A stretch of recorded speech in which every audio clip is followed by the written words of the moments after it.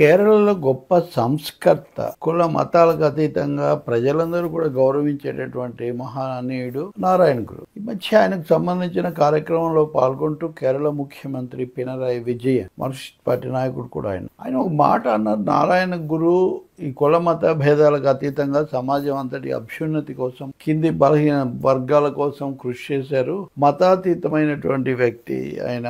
ఈ సంస్కర్తలు గొప్పవాళ్ళు ఎవరైనా సరే ఒక మతానికి ఒక కులానికి కట్టుబడలేదు. ముఖ్యంగా సనాతన ధర్మం అనే ఈ మధ్య సనాతన జపం ఎక్కువగా చేస్తున్నారు. ఈ సనాతన ధర్మం అనేది నిజానికి వర్ణాశ్రమ ధర్మమే, కుల ధర్మమే. కులాల చట్టాన్ని అది మరింతగా బలంగా తీసుకుపోతుంది. కాబట్టి అది సరికాదు అని నారాయణ గురు చెప్పారు అని పినరాయి విజయన్ ప్రశంసించారు, కీర్తించారు. ఇది అందరికి తెలుసు. చాలా మంది ఆఖరిగా మాటకొస్తే వివేకానందుడు కూడా ఒక దశలో ఈ సనాతన భావాలకు భిన్నంగా ఆయన మాట్లాడటం మనకు తెలుసు. నారాయణ గురు గురించి ఇలా చెప్తే ఇప్పుడు మనకు తెలుసు కదా, తమిళనాడులో సనాతనం అన్న దాని మీద ఉదయనిధి స్టాలిన్ ఇప్పుడు ఉప ముఖ్యమంత్రి ఆయన ఏదో మాట్లాడితే దాని మీద చాలా సమస్య వచ్చింది. దాన్ని ఇప్పటికీ వివాదం చేస్తున్నారు. ఆంధ్రప్రదేశ్లో ఉప ముఖ్యమంత్రిగా ఉన్న పవన్ కళ్యాణ్ ఆయన సనాతనవాదమే ఉండాలని పదే పదే చెప్తున్నారు గట్టిగా, బలంగా.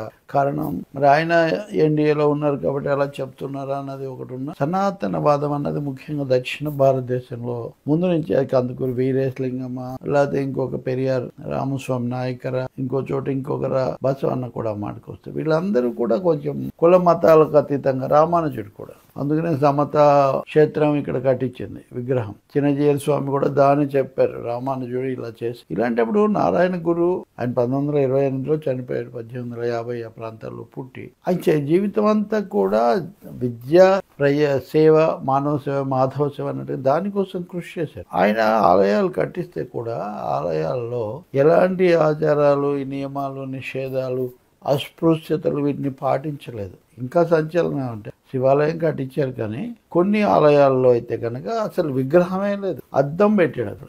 ఏమై అర్థం అంటే మనం ప్రతి మనిషిలో కూడా దైవం ఉన్నప్పుడు ఒక విగ్రహం ఎందుకు, ఎవరైనా అద్దంలో తమను చూసుకోవచ్చు. ఒరు మతం, ఒరు జాతి, ఒరు దైవం, ఒరు మనుష్యత అన్నది ఆయన సిద్ధాంతం. ఒక మనుషులు ఒకటే, ఒకే మతం, ఒకే జాతి, ఒకే దైవం అన్న పద్ధతిని ఆయన ఎక్కువగా కాదు, అదే ఆయన మూల సిద్ధాంతం. అటువంటి మనిషికి సనాతన మతం ఎలా ఆపాదిస్తాం, హిందూ మతం అని ఎలా ముద్ర వేస్తాం? కాబట్టి ఆయన సంస్కర్త. అందులోనూ ఆనాటికి కొన్ని విప్లవాత్మకమైన భావాలు ఆయన సామాజిక విషయాల్లో చెప్పారు. అందుకనే కేరళీయులు ఆయన గౌరవిస్తారు. ముఖ్యమంత్రి విజయన్ కూడా ఆ కోణంలో మాట్లాడారు. ఇంకా ఇది పెద్ద మురళీధరన్ అని ఉన్నాడు అక్కడ, మాజీ కేంద్ర మంత్రి బీజేపీ.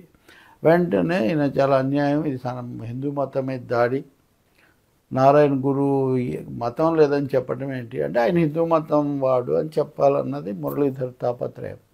సంస్కర్తలను ఒక మతానికి చెందిన వాళ్ళు, కులానికి చెందిన వాళ్ళని మనం చెప్తామా? ఇంకప్పుడు వాళ్ళు సంస్కర్తలు ఎందుకు అవుతారు? కాబట్టి ఒకరనే కాదు, ఎవరైనా సరే. ఇక్కడ దీని మీద ఏదో మురళీధరన్ ఏదో రాజకీయంగా చెప్పాడు అనుకుందామా అంటే, రిపబ్లిక్ టీవీలో ఆర్నబ్ గోస్వామి పెద్ద ఉపన్యాసం, ఎలా చెప్తావు పినరాయి విజయన్ ఏంటి అది ఇది అని ఆయన మీద దాడి, అనేక మందిని కూర్చోబెట్టి. నారాయణ గురు మాత్రమే కాదండి, చాలామంది సంస్కర్తలు కులమత భేదాలు నిరసించారు. అందరూ ఒకటే అని చెప్పారు. అందరూ ఒకటే అన్నప్పుడు ఇంకా ఏ మతం ఆ మతం ఈ మతం అనే ప్రశ్న ఎక్కడి నుంచి వస్తుంది? మరి అటువంటి వాళ్ళని సనాతన ముద్ర వేయటం, సనాతనము సంస్కారము రెండు కుదరవు. సంస్కరణ అంటేనే ఉన్న సనాతనత్వాన్ని మార్చటం. దీని మీద ఇంకో గొడవ కూడా పెడుతున్నారు. హిందూ మతమే గొప్పది కాబట్టి దాంట్లో నుంచే సంస్కర్తలు వచ్చారు, మిగిలిన మతాల్లో రాలేదని. ఇదంతా అజ్ఞానంతో మాట్లాడేదా, లేకపోతే కావాలని పక్కదో పట్టించడమా? మేధావులు అనేవాళ్ళు కూడా కొంతమందిని పట్టుకోవడం. మార్టిన్ లూథర్ కింగ్ ఎప్పటివాడు జర్మనీలో క్రైస్తవ ఫాదరీలు రుణపత్రాలు అమ్మడాన్ని సవాల్ చేస్తూ ఆయన ఎందుకు ప్రొటెస్టెంట్ శాఖ తర్వాత రావడానికి కారకుడయ్యాడు? సంస్కరణ కోసమే కదా. అలాగే సూఫీ తెగ కానీ దాన్ని ఏం చెప్తారు ఇస్లాంలో? అందువల్ల ఒక మతంలో అని కాదు, అన్ని మతాల్లో కూడా ఈ ఛాందస్యాలు, మూఢత్వాలు వద్దు అని తిరుగుబాట్లు, సంస్కరణలు వచ్చాయి. వాళ్ళకి మళ్ళీ అదే మతం ఆపాదించేటైతే ఇంకా వాళ్ళు చేసిన పోరాటం యొక్క ఉద్యమాలు, సంస్కరణల యొక్క ఫలితమే ఉంది. సో ఒకవైపు మీరేమో వాళ్ళందరికీ ముద్రలు వేసుకుంటూ వీరబ్రహ్మం ఉదాహరణకు అన్నమాచార్యుడు వాళ్ళందరూ మామూలు కంటే భిన్నంగా మాట్లాడారు కదా. రవీంద్రనాథ్ ఠాగూర్ వచ్చి నారాయణ గురును కలుసుకొని వెళ్తాడు. చాలా ఆసక్తికరమైన అంశాలు ఉన్నాయి ఆయన చరిత్రను కనుక మనం చదివితే. అటువంటి ఆయనకు సనాతన ముద్ర వేద్దామని వీళ్ళు ప్రయత్నించటం, సనాతనాన్ని ఆయన వ్యతిరేకించాడు, సంస్కరణవాది, అటువంటి ఆయన కుల మతం లేదు అని పినరాయి విజయన్ ముఖ్యమంత్రి చెప్తే ఆయన మీద దాడి చేయటం చాలా దారుణం.